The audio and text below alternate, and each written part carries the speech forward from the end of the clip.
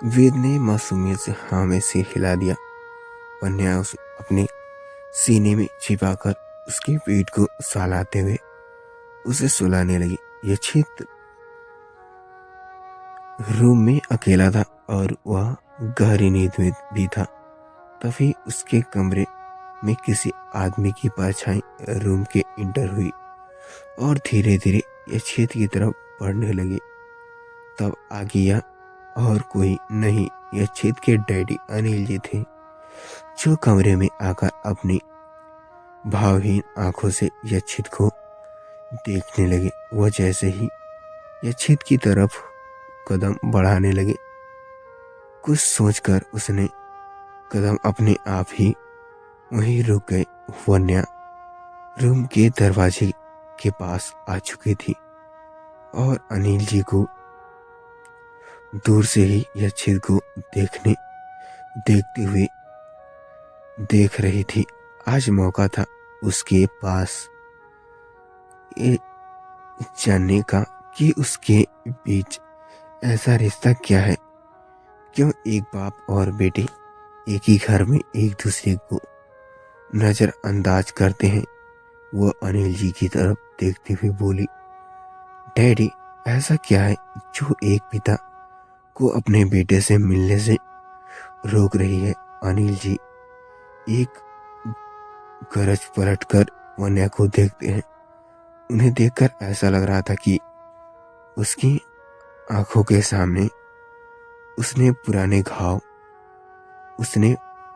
पुराने दर्द उमड़ आए हैं। वह उसकी बात सुन जवाब दिए बिना ही वहां से निकल जाते। अब वन्या मन ही मन ठान लेती है कि वो पता कर रहेगी कि दोनों के बीच ऐसा क्या हुआ है, और वह यच्छित को भी इस बारे में पता लगाने नहीं देगी, क्योंकि यच्छित के उस रिएक्शन से वह इतना तो समझ चुकी थी कि जरूर उसके पास में कुछ हुआ है। अगली सुबह वन्या की नींद पहले खुली थी। दवाइयों की असर की वजह से यच्छित अभी भी सो रहा था। उसे सोता देख वन्या को भी सुकून मिल रहा था। डॉक्टर ने यच्छित की ज्यादा से ज्यादा रेस्ट करने के लिए कहा था। वन्या भी यही मेक श्योर कर रही थी कि वहीं अपनी बॉडी पर बिल्कुल भी सिगरेट न देख। वन्या उठ गई और फ्रेश होने के लिए वॉशरूम में चली गई। 1 घंटे बाद वह नहाकर रेडी होकर आई। उसके बाल अभी गीले थे, इसलिए वह इसे टॉवेल से सुखा रही थी। उसने आज डार्क ब्लू कलर की कुर्ती और नीचे टाइट पैंट्स पहनी हुई थी, जो उसने फेवरेट कॉम्प्लेक्शन को बहुत सूट कर रहा था। वो ड्रेसिंग मिरर के सामने बैठ रेडी हो रही थी। उसने अपने फोन में क्रीम मंगाया और ऑटो पर लिफ्ट बस लगा। इतने में ही वह बेहद खूबसूरत लग रही थी। वन्या को ज्यादा मेकअप अप्लाइड करना पसंद नहीं था। वह मेकअप तभी करती थी जब उसे किसी पार्टी या फंक्शन में जाना होता, पर तब भी यह न में बराबर ही होता था। उसने अपनी मांग में सिंदूर लगाया और गले में उसकी मंगलसूत्र पहना हुआ था। वो डाउट सिंदूर मंगलसूत्र उसके लुक में और भी खूबसूरत बना रहा था। तभी वन्या को एहसास हुआ कि यच्छित नींद से जाग रहा है। अब उसने उसे उठने के लिए मक्सा करते हुए देखा तो वो फौरन उसके पास गई। वह उसकी तरफ झुककर उसे सहारा देने लगी। इस वक्त वन्या का फ्रेश चेहरा यक्षित के चेहरे के बेहद करीब था। वह तो उसके चेहरे पर से अपनी नजर नहीं हट पा रही थी। वन्या की यह खूबसूरत उसकी सांसों में घुलकर उसे पागल करने में लगी थी। उसने बड़ी मुश्किल से खुद को कंट्रोल किया। वन्या ने उसे सहारा देकर बेड पर बिठा दिया था। यक्षित को वॉशरूम जाना था, इसलिए वन्या उसे सहारा देते हुए वॉशरूम में ले गई और उससे बोली कि वह यहीं दरवाजे पर उसका वेट करे। वन्या को अपनी इस तरह से केयर करते देख यक्षित बहुत अच्छा लग रहा था, पर अपनी चेहरे से वह शोक नहीं कर रहा था। थोड़ी देर बाद जब वह वॉशरूम से बाहर आया तो वन्या ने उसे सहारा देकर बेड पर वापस बिठा दिया। अभी भी सुबह के 7 ही बजे थे। मतलब अभी वह वेदांशा को छोड़ थोड़ा देर और सोना देना चाहती थी, क्योंकि उसके बेटे अपनी डैड की ऐसा हालत देखकर सुबह रेड था। वह कल रात लेट से अभी सोया था, इसलिए वन्या उसे थोड़ी देर और सोना देना चाहती थी। तभी वन्या ने नोटिस किया कि यक्षित को पसीने आ रहे हैं। वो उसके पास गई और उसका चेहरा को छीतू बोली, आपको तो पसीना आ रहे हैं, चलिए मैं आपको साफ कर देती हूँ।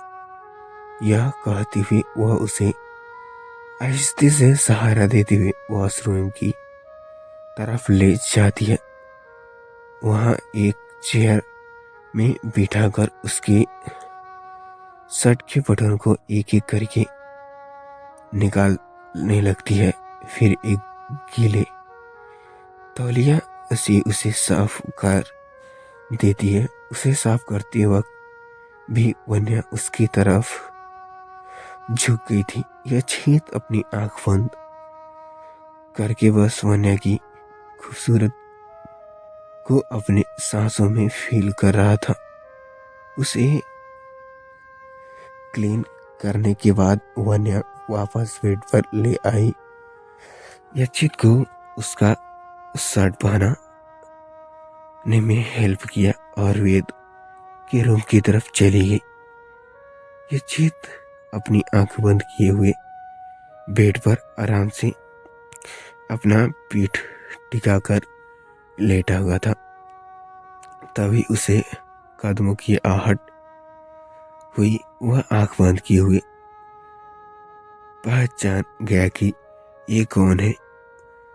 उसने जैसे ही अपनी आंखें खोली, युवा ने एक नजर उसकी देखा और उसने करीब आकर उसके सीने से लिपट गई। यह छेद जानता था कि उसका भाई उसका लेकर कितना इमोशन है। यह युवावन को अपने सीने से लगाकर उसकी पीठ को रख कर दे लगा। फिर थोड़ी देर बाद उससे अलग होकर अपनी नम आंखों को साथ बोला, भाई आपको ऐसा देखकर बिल्कुल भी अच्छा नहीं लग रहा है। प्लीज आप जल्दी से ठीक हो जाओ, मुझे डांटो, पसीना पनिश करो, पर ऐसे सा मत रहो। आपको पता है कि मां के बाद आप ही हो मेरे लिए। भाई माँ को तो मैंने खो दिया, पर आपको मैं किसी भी कीमत पर नहीं खो सकता। यह कहते हुए वह एक बार फिर यक्षित के सीने से लिपट जाती है। यक्षित अपना एक हाथ से उसके सिर को सहलाने लगता है। युवान अपने भाई को देखने के बाद रूम से बाहर चली जाती है। उसने जाने के बाद यह चिद विक्रम खन्ना के बारे में सोचने लगता है, जिससे उसका चेहरा पूरी तरह डार्क हो चुका है। उसका जल्दी आंखें बस बता रही थी कि वह इस वक्त कैसा फील कर रहा है। विक्रांत की वजह से उसका भाई, वाइफ और बेटे की आंख में आंसू आए थे, जिसे सोचकर ही यक्षित का गुस्सा और बढ़ रहा था। उसने तेज होकर कॉल किया और बात करते बालकनी में चला गया। यक्षित अपनी सर्द आवाज में बोला, तेजस, विक्रम खन्ना को एक खूबसूरत सा सरप्राइज दो। मेक श्योर कि उसकी होश उड़ा दे। तेजस समझ गया कि उसे क्या करना है। वह यक्षित का ऑर्डर फॉलो करते हुए बोला, यस बॉस, ऐसे ही होगा।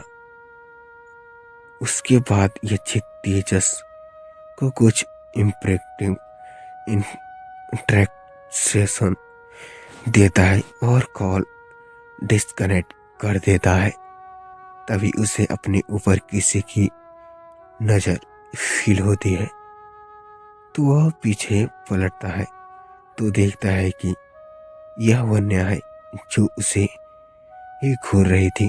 वह उसे ही घूरते हुए मन ही मन बोली, वैसे तो मुझे बहुत लेक्चर देते रहते हैं कि तुम अपना ध्यान नहीं रखती हो, जैसे खुद तो अपना बहुत ध्यान रखते हैं। ये चीत वन्या की तरफ अपने कदम बढ़ाते हुए बोला, वो इसलिए बेबी क्योंकि मुझे एक्स्ट्रा कार की जरूरत है और मैं तो वैसे भी जल्दी रिकवर हो सकता हूँ। वन्या पीछे हटते हुए यक्षित की तरफ देख कर बोली, कोई जरूरत नहीं है सुपर हीरो बनने की, आप चुपचाप रेस्ट करिए। मतलब रेस्ट करेंगे। यक्षित उसके क्यूटनेस से भरे ऑर्डर सुनकर स्माइल करने से खुद को रोक नहीं पाया था, पर जल्दी से उससे यह अपना चेहरा ही में छिपा लिया। वह अभी भी वन्या की तरफ बढ़ रहा था। यह देखकर वन्या धीरे से बोली, आप मेरे करीब क्यों आ रहे हैं? चुपचाप एक जगह खड़ी रहिए। न वन्या की बातों का यक्षित पर कोई असर नहीं पड़ रहा था, पर वन्या के बेहद करीब आकर उसके चेहरे पर आ रहे बालों को उसके कान के पीछे करते हुए उसके गालों पर हाथ फेरते हुए बोला, तुम भी चुपचाप एक जगह खड़ी रह सकती हो। मुझसे इतना डरती क्यों हो? वन्या उससे नजर चुराते हुए बोली, मैं नहीं डरती आपसे। यह छेद उसके चेहरे को अपने हाथ में भर लेती है, भरकर बोली, तुम मुझसे नजरें चुराने का मतलब समझ। मैं वह उससे गालों को सहलाते हुए बोली, तुम डरती हो ये सोचकर कि तुम मुझसे प्यार न हो जाए। यक्षित का यह टच उसे तब होश करने में लगा हुआ था।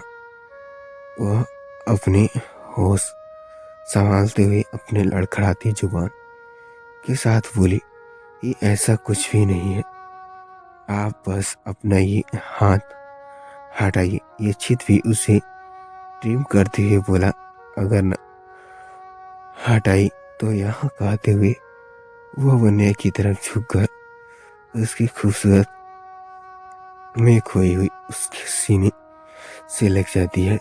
वन्या की तो हालत ही खराब हो गई थी।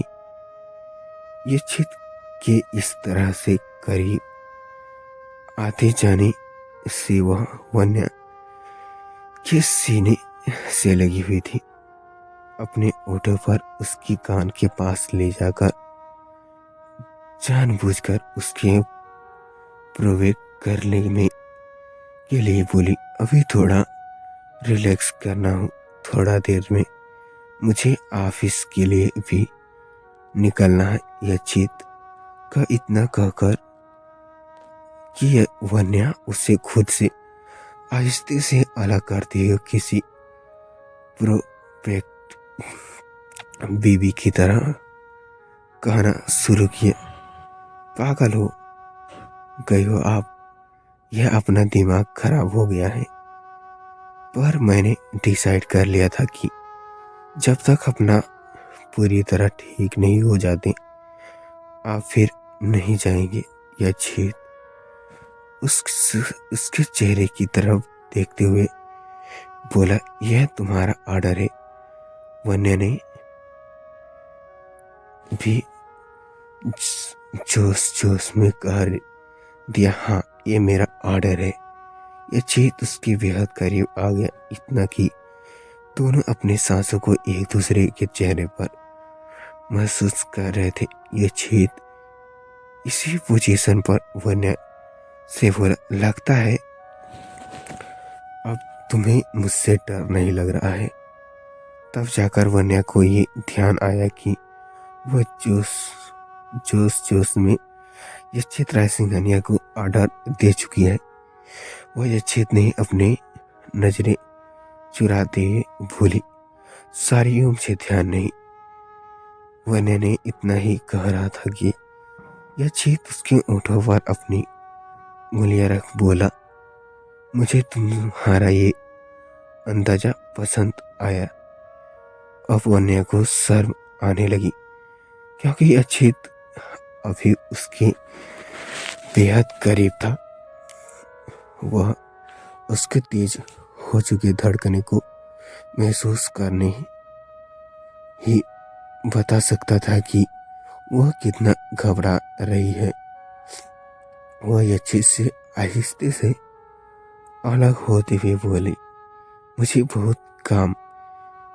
यह बहाना बनाते हुए वह बिना टाइम वेस्ट किए कमरे से बाहर दौड़कर आई। उसने देखा, ऐसा हालत देख कर यच्छित खुद को मुस्कुराने से रोक नहीं पाया। वन्या सीधे किचन में आ गई और खुद को काम करने की कोशिश करने लगी। वह मन ही मन भूली, आज तो जाने ही निकल दी थी। यच्छित ने कभी यही स्ट्रेंग बिहेव करते हैं। यह कहते हुए वह एक चाय की कॉफी बनाने लगी और उसे कप में निकालकर एक प्लेट ट्रे में युवावन के रूम की तरफ चली गई। उसका दरवाजा पहले से ही खुला हुआ था, इसलिए वह सीधे अंदर चली गई। उसने देखा कि युवावन अपने बेड पर लेटा हुआ किसी सोच में गुम है। वन्या ने चाय और कॉफी का कप वहीं टेबल पर रख दिया और युवावन के बगल में बैठकर उससे कंधे पर हाथ रख देती है उसके सिर को सहला दे रही थी। युवावन ने उसे कहा था कि उसके आकर उसके माँ के करीब आने का सुकून मिलता है। तो फ्रेंड्स, ये थी हमारी स्टोरी आपको कैसी लगी कमेंट करके जरूर बताएं। तो फ्रेंड्स, ऐसे ही कहानी जानने के लिए बने रहिए हमारे इस चैप्टर में। तो फ्रेंड्स, मिलते हैं ऐसे इंटरेस्टिंग मजेदार कहानी के साथ नेक्स्ट पार्ट में। तब तक के लिए बाय फ्रेंड्स।